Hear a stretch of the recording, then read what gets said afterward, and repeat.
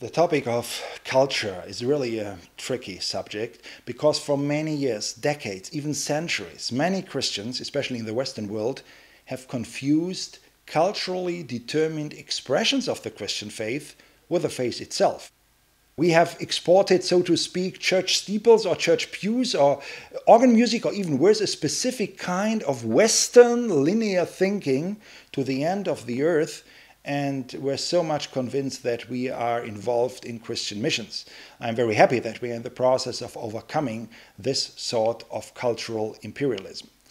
The NCD paradigm seeks to integrate insights of all cultures, of the West, of the East, and of the South. But we don't do this in order to make each culture happy. That's not our goal, but in order to transform that cultures. You know, the Western and the Eastern elements of the NCD paradigm are especially relevant for the South. The Southern and the Western insights are especially relevant for whom? For the Eastern people. And for people in the Western world, we have to focus especially on those elements of the NCD paradigm where the Eastern and the Southern part of the world is already strong.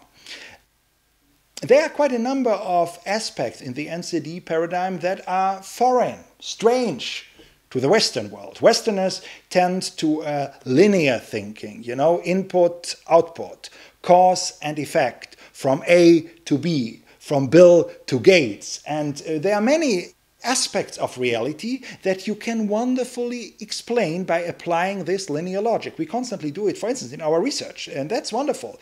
But you cannot explain all of reality by applying this linear logic. It must be accompanied by circular, cyclical ways of reasoning, and these are areas that we can learn, for instance, from the Eastern and from the Southern parts of the world. So when I do a conference, an NCD conference in the East, for instance, I especially focus on those features where the Eastern world isn't strong yet. If I do a seminar in a Western country, this seminar is far more Eastern or Southern than people would expect it, because these are the very features that this Western society needs most. Why should I travel thousands of miles just to tell a given culture those features where it is already strong in? It wouldn't make any sense. I have to focus on those aspects that they need to learn. These are usually the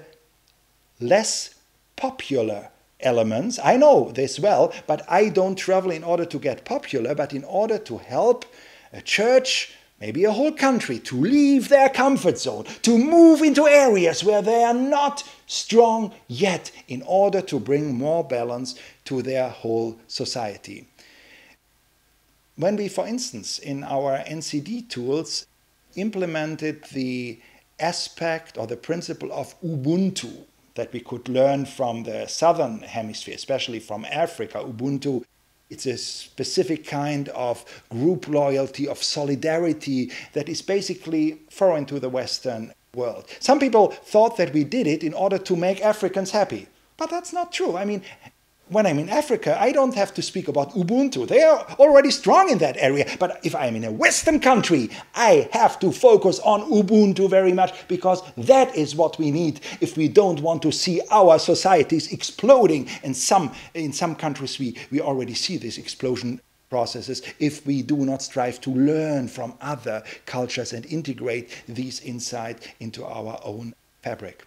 I'm not interested in simply adapting Christianity to a certain culture and then being happy that so many people respond positively by basically remaining what they had been before. I want to see change, both on the individual level and then as a result in the society as a whole.